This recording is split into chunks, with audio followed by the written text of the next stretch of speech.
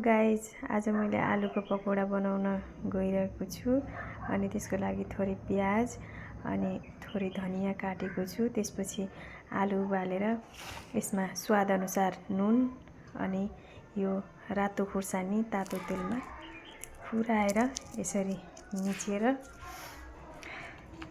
पकौडा बनाउन गइरहेको छु। अनि हातले मोलेर यो रेडी भइसक्यो। अब बेसनको लागि मैले यहाँ दाल र चामल भिजाएको छु। अब यसलाई पिस्छु। म यसलाई सिलौटामा पिस्न गइरहेको छु।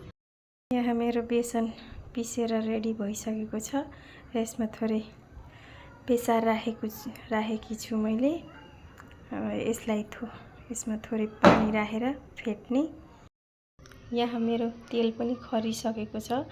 अब म पकौडा बनाउनुतर्फ लाग्छु र अब चाहिँ यसरी पकौडा बेसनमा चोप्दै तेलमा यसरी राख्ने।